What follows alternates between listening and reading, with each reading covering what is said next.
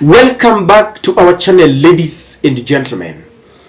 Let me begin by just asking you a question. How do you survive in this Kenya Kwanza regime? Because things seem to be getting thicker and tougher by the day.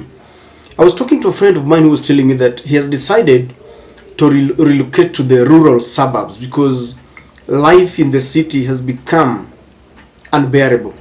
He's among the people who are laid off because most employers have resorted to laying off their workers because of the high cost of production, the cost of fuel, and high taxes. And in fact, that information was also given by the Federation of Kenyan Employees. It's very tough. If it has not reached your door, then I know you might have known a friend who has lost a job. In fact, they were saying that it is only compared to the period when we were at the peak of the corona pandemic, and it's very sad. It is sad. When you talk to people, they tell you it is not very easy. But today, William Samoei Ruto decided to convene a crisis meeting in what we are told is meant to ostensibly look into the prices of fuel that has become a crisis in itself.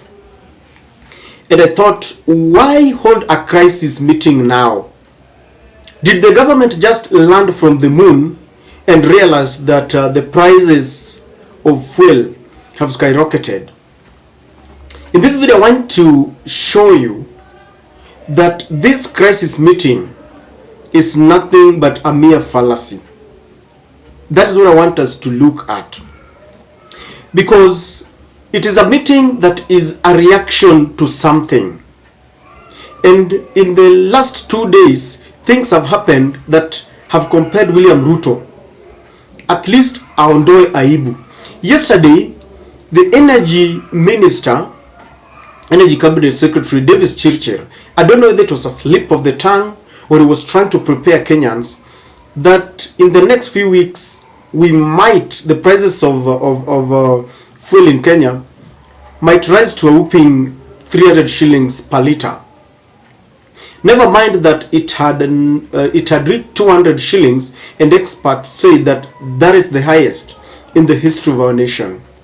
And this really caused an uproar.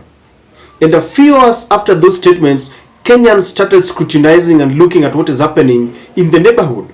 And they just realized that as Davis Chirchir was preparing us to anticipate an increment of fuel prices, just in Tanzania, their good government had released a memo, and in fact that memo took effect from 1st of November. Today we are in 7th. So for a whole week they released a memo that the prices of fuel products would come down. So in Tanzania the prices were coming down. In Kenya, we were being told that apart from the highest price that we have attained, it is about to go up.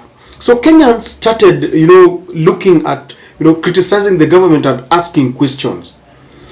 And then just 2 days ago, Yoweri Kaguta Museveni also terminated the Ugandan contract of buying fuel from our suppliers because he was saying that there are unscrupulous middlemen that are, trying to gain unnecessarily from the business deal. And so this prompted William Ruto to call for a crisis meeting. And that is why I'm telling you that this meeting is a reaction. It doesn't have the political goodwill, because if there was a political goodwill from the onset, the government wouldn't have waited for Davis Chirchir to spill the beans. It wouldn't have waited for Kenyans to pinpoint to them that our neighbors have reduced the prices of fuel. And they wouldn't have waited for Museveni to terminate that contract. So this meeting is meant to, it is a damage control, maybe to look like they are serious. And that's what I'm telling you, that I don't believe them. It takes me to the second point. The intention of that meeting is not going to look at how to alleviate the burden that is on the shoulders of Kenyans who are already suffering. They have lost jobs. Prices of basic commodities are really skyrocketing. It is going to look at how to tackle those who are questioning. And one of the things that they're going to come up with, if you ask me, because I had seen Dennis Itumbi had started, they are going to embark on their usual blame game. One of the people they are going to blame is the former regime. They are going to say that they are servicing loans that were left behind by Uhuru Kenyatta. That is number one. They are going to revive it. Number two, they are going to sharpen their arsenal towards the media. Because already I had seen Dennis Itumbi and one of their bloggers, Makori, saying that media is misquoting Davis Churchill. Because Davis Churchill said that he had read, I don't know, some report that if the war between Hamas and Israel continues, then the prices will go up. And that is one thing that they are banking on. And so they are going, from that meeting, they are going to charge their bloggers, they are going to charge their members of parliament, the entire UDA fraternity, to play victim. We inherited a dilapidated economy. We are trying our best, and they are going to start talking about the prices of hunger have gone down. Let me tell you something. Anytime we have, after harvesting cereals like maize, the prices automatically will come down. And I can see they are associating it to God. Of course, we understand that God is everything. And they are trying to associate it to prayers and subsidized fertilizer. If you ask me, in all honesty, I don't see any big difference between the harvest that you have been receiving every season and the one that you have received today.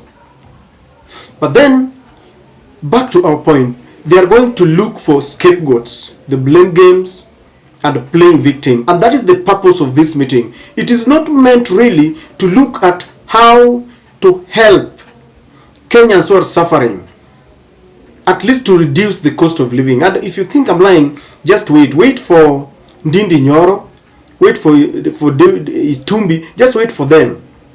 You will see all of them even in the mainstream media trying to talk about, the economy. William Ruto has stabilized the economy and all those kind.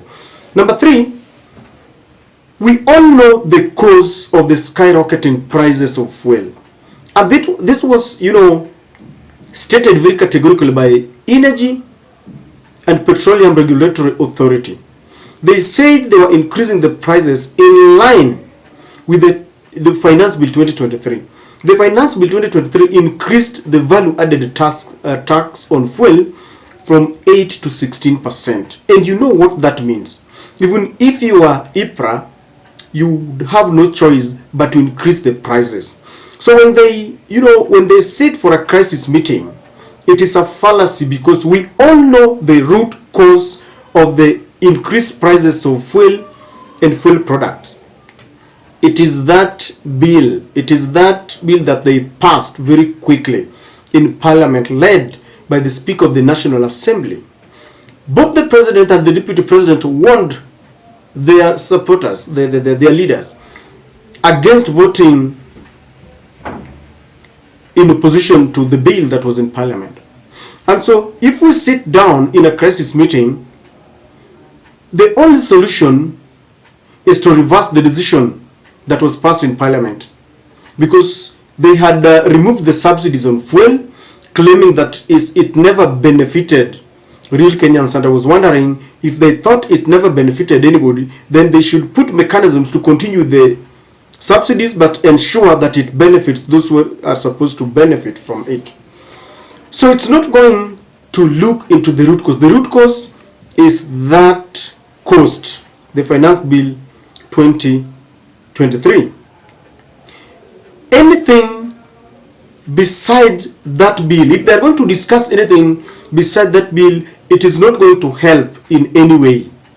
They should sit down and ensure, because that bill is still in court. I think there's a Kia Mutata case, if I'm not wrong.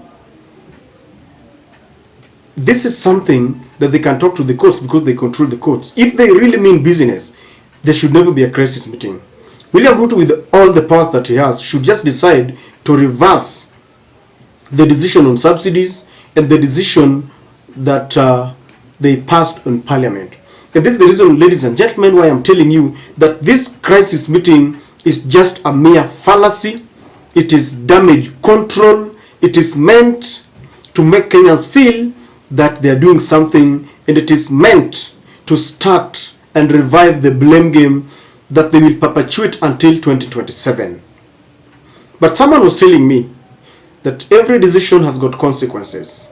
To the hustler nation, maybe a lesson. Next time we are given an opportunity to vote, let us vote wisely.